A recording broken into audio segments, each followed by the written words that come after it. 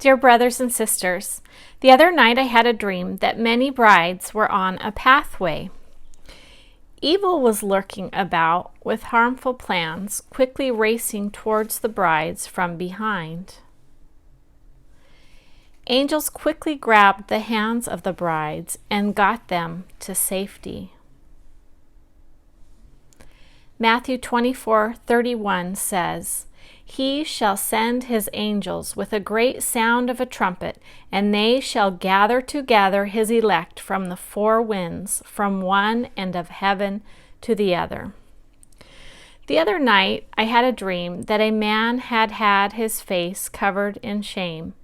The next night, last night, I dreamt that he was getting beaten up. In my dream, I sat down outside, and I was disappointed with myself because I hadn't warned the man, even though I knew what was coming. I looked and saw people worshiping God. Then I talked to a wise man who totally understood about seeing things ahead of time.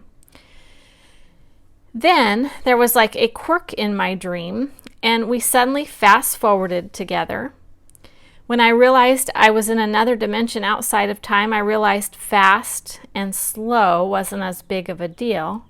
And it seemed perhaps we were now outside of the realm of risking injury and pain, because when I realized it, I grabbed a motorcycle nearby and went for a ride. In my dream, I came back to reality when I remembered the first time I actually rode a motorcycle and went full throttle without knowing how to stop. Even though it's pretty simple, I didn't know. I had a dream also of a lady who'd ordered a panda bear for a pet.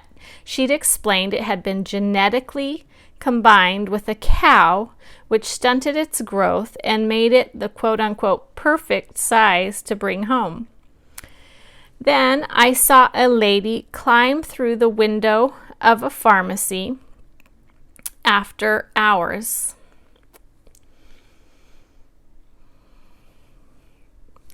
She held up a deer head and antlers very proudly to show me her genetically enhanced trophy that would bring a huge profit. Then I saw a family preparing steaks for a trip. And I realized none of it was real. In my dream, I'd found myself in Switzerland, neutral on many global affairs. Then someone in my dream offered me a shot of something and said it would make me very drowsy and put me asleep. I said, "Oh, no thank you. I want to stay wide awake. I might want to go looking for a watch." I'd previously had a dream about combining man and machine. It was like being on the front row pew with all my brothers and sisters watching a big game play out, with someone showing off all the mechanics of it right in front of us. We were almost too close to the action. In my dream, I saw someone whose name means gift of God, sitting on the sidelines ready to jump into action when called upon. But he wasn't going to be a part of the current game people were playing. When it is his time to come off the bench, he will take us successfully to the goal line, to the end zone, where our victory celebration will begin and everything will be okay. But in the meantime, 2 Peter 3:3-4 says, scoffers will come.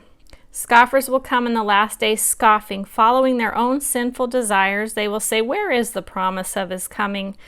For ever since the fathers fell asleep, all things are continuing as they were from the beginning of creation."